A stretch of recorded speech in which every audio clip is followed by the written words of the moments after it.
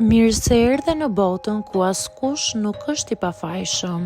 Sekrete shqiptare, vendi ku rrëfimet më të thella, më të ndaluara dhe më të pathëna të shqiptarëve marrin zë. Na bëni subscribe për histori të ndryshme.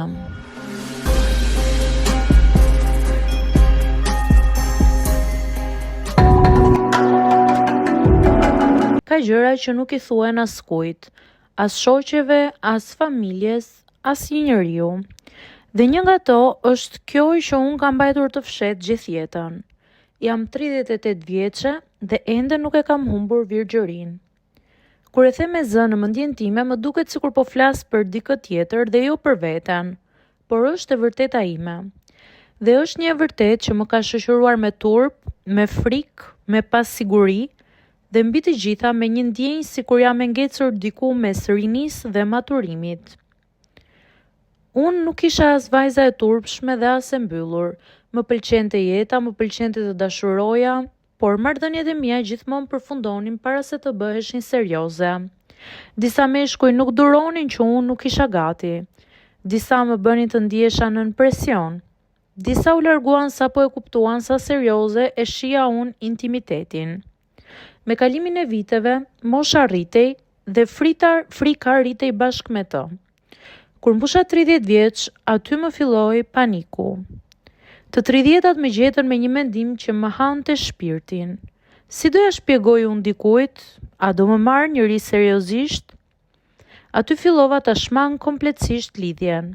Fillova të rri vetëm sepse më dukej më e lehtë se sa momenti kur një burr do më pyeste: "Sa eksperiencë ke?" Isha 30, 31, vajta 33 dhe çdo vit bëhej më i vështirë. Jo nga turpi, por nga psikologjia më shumë, nga pesha e asaj fraze: "A do qesh me mua? A do më gjykoj? A do më shoh si të çuditshme?" Vitet kalonin dhe frika u kthye në ankth. Një ditë u gjenda duke qarë vetëm në dhomën time.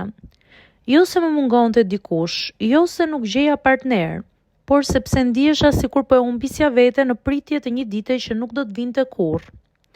Fillova të shmang edhe kontaktet sociale. Nuk doja më të dëgjoja pyetje si: "Po ti pse nuk je martuar? Kur do bësh fëmijë? Akoma s'ke gjetur njëri?" Njerëzit nuk e dinin fare çfarë betejash luftoja unë brenda. Dikush erdhi në jetën time. Vit i ri, punë e re, u njoha me një burr ndryshe, i qetë, i butë dhe inteligjent. Nuk më pyeti për të shkuarën, nuk më nxitoi për asnjë gjë. Por çdo shenjë ti e mirë, vetëm sa e rriste më shumë ankthin tim. Sepse çdo herë që më shikonte gjatë në sy, unë mendoja: duhet i them? Po si t'ja them? Një natë, ndërsa po pinim çaj, ai më tha me një ton të ulët dhe shumë të ngrohtë: "Nuk ke pse trëmbesh nga unë." Dhe atë natë u thye diçka brenda meje. Ndoshta ishte muri që kisha ndërtuar prej 20 vitesh. Ndoshta ishte frika që fillova të dorëzohesha. Pas shumë netësh pa gjumë, frymë të rënduar dhe mendimesh që nuk të lënë të qetë, mora guximin dhe i thash: "Kam një të vërtetë që nuk e kam thënë kurrë dhe nuk dua të më kthesh në shaka." Ai ul pranë meje, më vështroi pa gjykim dhe unë u drodha. Nuk mbaj mend si i doli zëri im, si e dëgjoj, si e interpretoj, por ja thash: "Jam 38 vjeçe dhe jam ende e virgjër. Kam shumë frikë." Ai nuk foli me një herë dhe ato sekonda për mua ishin vite. Pastaj ai më vuri dorën në kuriz dhe tha thjesht: "Të kuptoj. Nuk ka asnjë turp, nuk ka asgjë për t'u nxituar. Ti je shumë më tepër se ky detaj."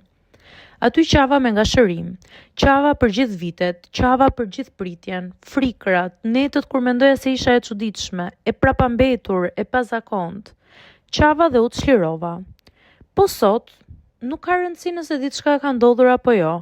Rëndësi ka që për herë të parë në jetë nuk kam më turp nga vetja.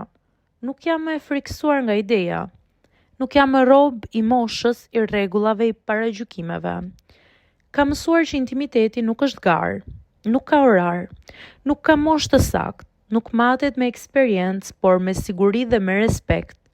Dhe për herë të parë në 20 vite, unë ndjej se jam gati të mos kem më frikë. Qoftë sot, qoftë nesër, qoftë kur të jetë momenti im.